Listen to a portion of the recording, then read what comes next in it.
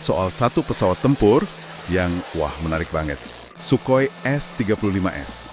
Atau yang oleh NATO dijuluki Flanker E+, kan? Betul sekali. Dan misi kita mau cari tahu kenapa pesawat generasi 14+ ini, yang kan secara teknis satu generasi di bawah F-22 atau F-35, justru disebut sebagai predator puncak yang sangat mematikan.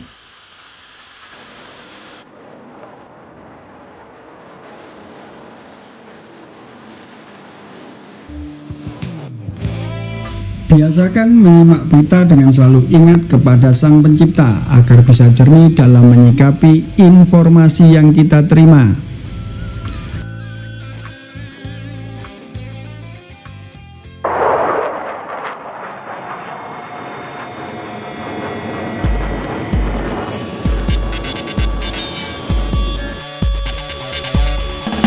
Laporan-laporan ini bahkan nyebutnya bukan cuma pesawat upgradean, tapi super fighter gitu.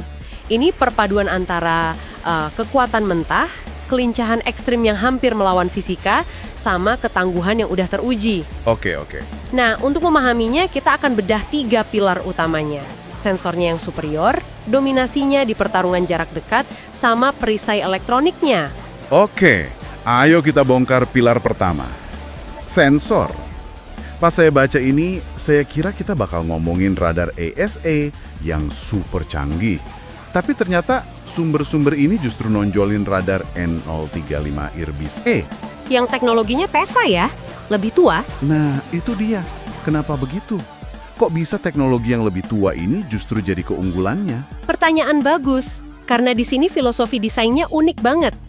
Radar PESA di IRBIS-E ini, ibaratnya kayak mesin muscle car Amerika. Mungkin nggak sehalus mesin F1, tapi tenaganya luar biasa besar. Oh, jadi ini soal brute force gitu? Persis. Daya puncaknya itu bisa sampai 20 kW, artinya radar ini bisa teriak kencang banget. Bisa nembus jamming atau gangguan elektronik musuh yang mungkin bisa bikin radar lain buta. Jadi dia ngorbanin sedikit kehalusan demi kekuatan mentah ya. Tapi apa dampaknya dalam pertempuran nyata? Dampaknya gede banget. Radar ini punya bidang pandang plus minus 120 derajat. Itu hampir 2 kali lipat lebih lebar dari radar AESA modern loh. Tunggu, 120 derajat? Itu lebar sekali. Iya, jadi bayangin gini. Pilot Su-35S bisa nembakin rudal jarak jauh, terus dia langsung belok tajam 90 derajat buat menghindar. Tapi radarnya Justru bisa ngunci target. masih tetap bisa memandu rudal ke target. Ini ngasih keuntungan bertahan hidup yang luar biasa. Gila, itu baru matanya buat jarak jauh. Tapi gimana kalau musuh berhasil lolos dan masuk ke pertarungan jarak dekat? Nah, di sini nih, laporannya bilang Su-35S mengubah arena jadi zona kematian. Betul. Zona kematian ini diciptakan dari kombinasi 3 elemen maut. Pertama, rudal R-73M dengan kemampuan high of bore sights. Maksudnya, pilot nggak perlu ngarahin hidung pesawat lurus ke target buat nembak. Tepat.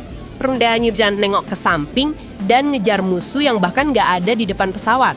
Ini benar-benar mengubah aturan main dogfight. Jadi musuh nggak aman bahkan pas ada di sampingnya. Oke, yang kedua? Kedua, helm pilot yang terintegrasi. Pilot cukup nolehin kepalanya ke arah target dan sistem senjatanya langsung ngunci.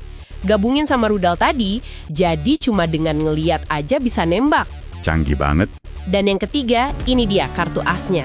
Mesin dengan Thrust Vectoring Control atau TVC. TVC. Ini yang bikin dia bisa manuver aneh-aneh itu kan? Yang kayak di video-video. Persis, manuver Cobra yang terkenal itu. Di mana pesawat bisa kayak berhenti mendadak di udara, angkat hidungnya ke atas buat nembak musuh di atasnya, terus terbang normal lagi. Itu mustahil buat pesawat tempur barat. Betul.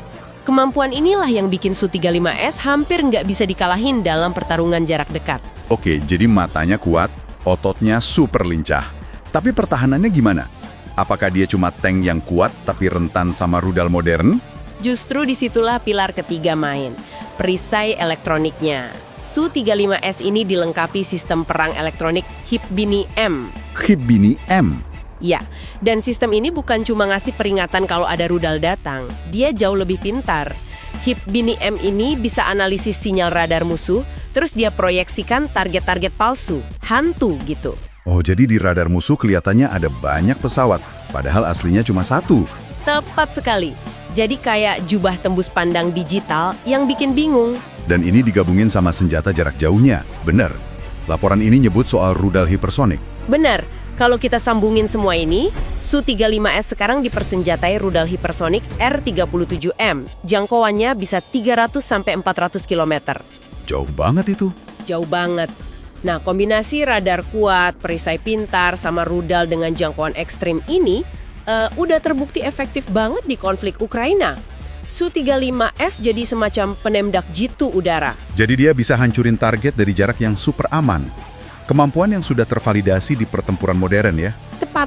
Jadi intisari dari semua laporan ini semacam pengingat keras ya. Sementara semua orang terobsesi sama stealth atau tembus pandang, Su-35S ini datang dengan filosofi yang beda total. Beda banget. Dia nggak sembunyi. Dia justru datang dengan mata yang bisa lihat nembus badai dan otot yang bisa matahin semua aturan dogfight. Tepat sekali.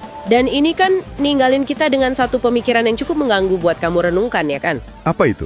Di era di mana fokus utama adalah pada teknologi siluman generasi kelima, apakah sebuah platform yang justru memaksimalkan kekuatan mentah, sensor super kuat, dan kelincahan ekstrim seperti Su-35S ini, justru menawarkan jalan alternatif yang sama berbahayanya untuk mendominasi langit?